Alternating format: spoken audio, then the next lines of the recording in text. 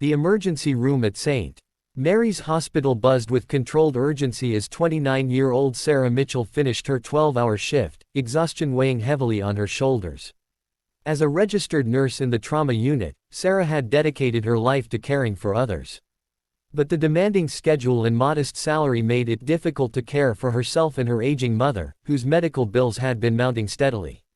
Sarah had been working double shifts whenever possible, trying to save enough money to move her mother to a better assisted living facility. Tonight, as she prepared to head home to her small apartment, the hospital's emergency alarm system announced an incoming trauma patient requiring immediate blood transfusion.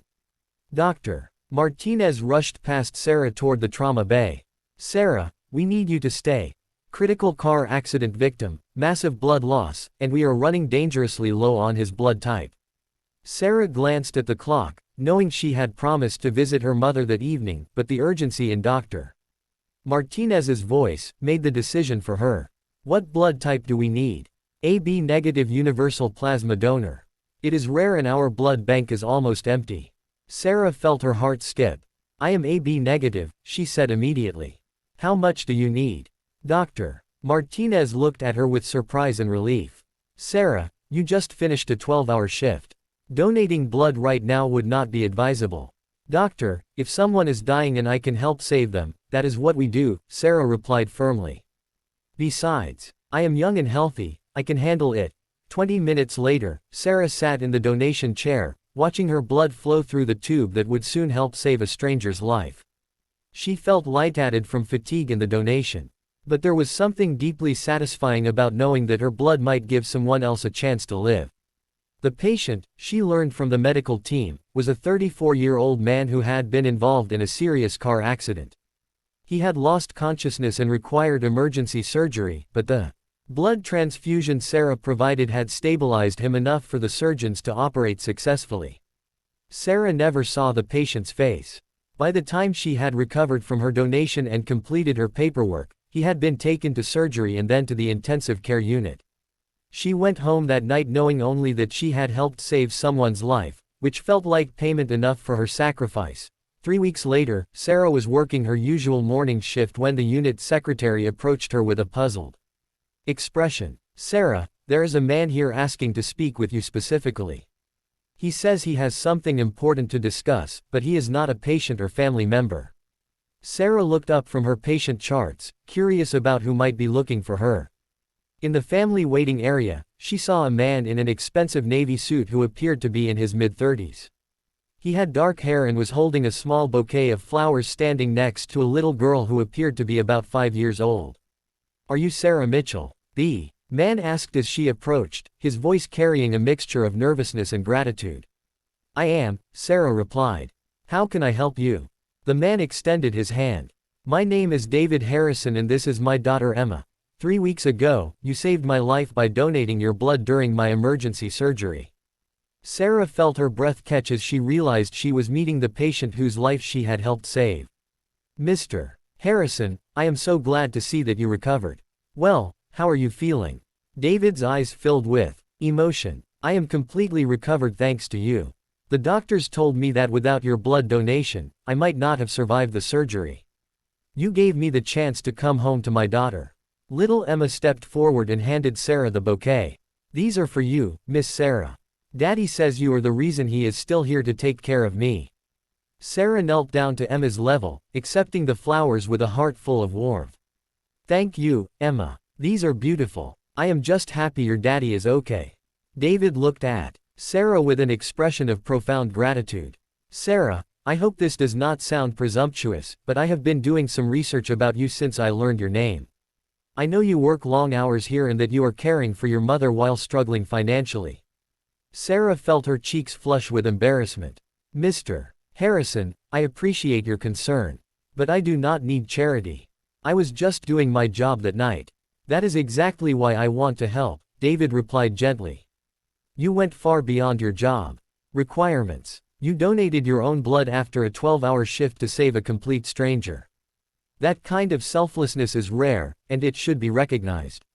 David paused, glancing at his daughter, who was watching the conversation with serious eyes. "Sarah, I am the Chief Executive Officer of Harrison Industries. I have been looking for someone I can trust to help manage my household and provide care for Emma when my work requires me to travel. The position would come with a substantial salary, full benefits, and housing in a guest cottage on my property. Sarah stared at him, hardly believing what she was hearing. Mr. Harrison, that is incredibly generous, but I do not understand why you would offer this to me. David's expression grew serious. Because you saved my life without expecting anything in return. Because you put someone else's needs before your own when you were exhausted and had every reason to go home. That tells me everything I need to know about your character. Emma tugged on her father's jacket.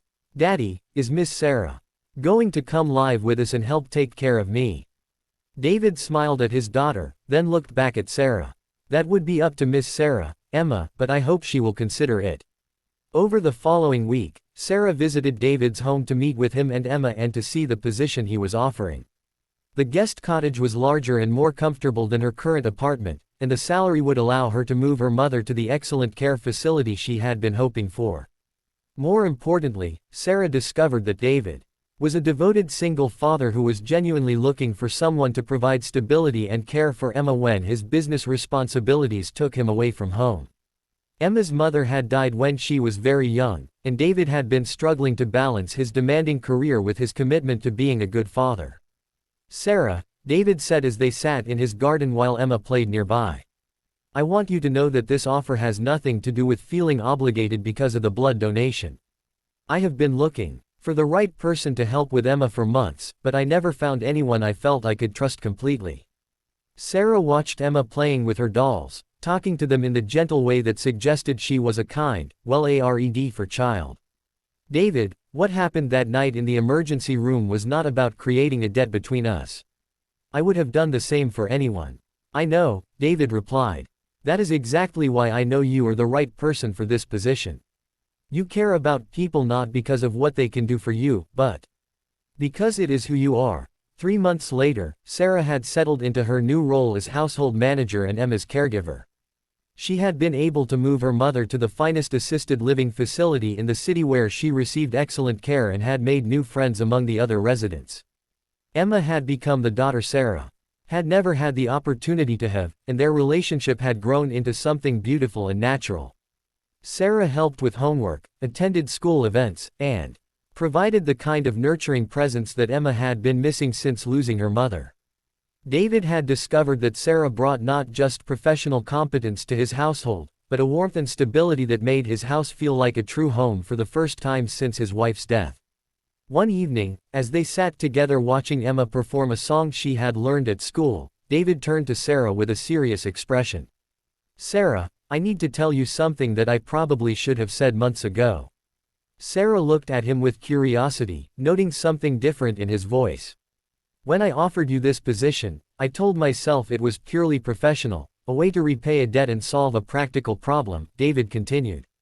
But the truth is that from the moment I met you in that hospital, I was drawn to your kindness, your strength, and your genuineness. Sarah felt her heart begin to race as she understood what David was trying to say. I have fallen in love with you, Sarah. Not because you saved my life, but because of who you are every single day. The way you care for Emma, the way you treat everyone with respect and kindness, the way you make our house feel like a family. Sarah looked at this man who had come into her life through such unexpected circumstances, and realized that her feelings for him had grown far beyond professional respect. David, I love you, too, and I love Emma as if she were my own daughter. Emma, who had been listening from across the room, ran over and threw her arms around both of them. Does this mean Sarah gets to be my real mommy now? 2 years later, at their wedding ceremony held in the same garden where David had first offered Sarah the position, the hospital chaplain who performed the ceremony spoke about how God sometimes uses our willingness to help others as the path to our own blessings. Sarah gave her blood to save David's life, never knowing that in doing so, she was also saving her own future. The chaplain said, sometimes when we give without expecting anything in return, life gives us back more than we ever imagined possible. As they exchanged vows, Sarah reflected on how a single decision to help a stranger had transformed everything about her life. The blood she had donated to save David had somehow also transfused new life into her own dreams and possibilities. The gift that had begun as medical necessity had become the foundation of a love story, proving that sometimes the most important donations we make are not the ones that save lives, but the ones that create